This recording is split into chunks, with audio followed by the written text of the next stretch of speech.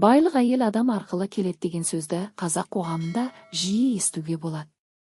Бұл сөздің астарында тек ақша немесе материалдық дүние ғана емес, отбасының берекесі, адамның өмірдегі бағы мен рухани жағдайы жатыр. Көптеген адамдар ер адамның табысты болуы оның қасындағы әйелге байланысты деп есептейді. Себебі әйел отбасының ұйытқысы, ер адамға күш беретін, сенім сыйлайтын жан. Ер адам сыртта еңбек етіп түрлі қиындықпен күреседі. Ал үйге келген кезде оны түсінетін, қолдайтын, шабыттандыратын адам болса, оның жұмысқа деген ынтасы артады. Психологиялық тұрғыдан қарағанда да адамның жан тыныштығы оның жетістігіне тікелей әсер етеді. Егер үйде ұрыс-керіс, түсініспеушілік көп болса, адамның көңілі бөлініп, жұмысына да кері әсер етеді. Сондықтан дана халқымыз жақсы әйел ырыс деп бекер айтпаған.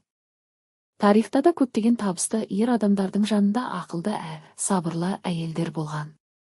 Олар тек жар ғана емес, ақылшы, серік, қолдаушы рөлін атқарған. Кейбір әйелдер ер адамның бойындағы қабілетті оятып, үлкен мақсаттарға жетуге көмектеседі. Мұндай кезде адамдар байлығы әйелінен келді деп айтып жатады.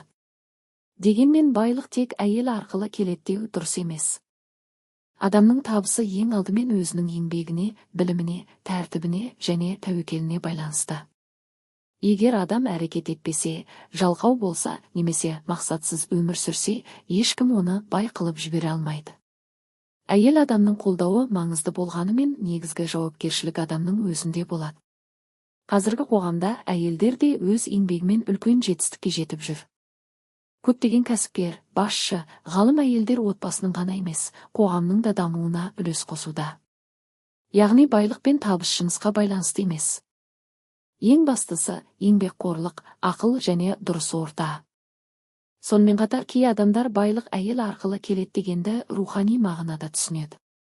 Яғни әйел адамның мейірімі, берекесі, тәрбиесі арқылы үйге құт кіреді деп санайды. Қазақ халқында берекелі үйге бақ қонады деген түсінік бар.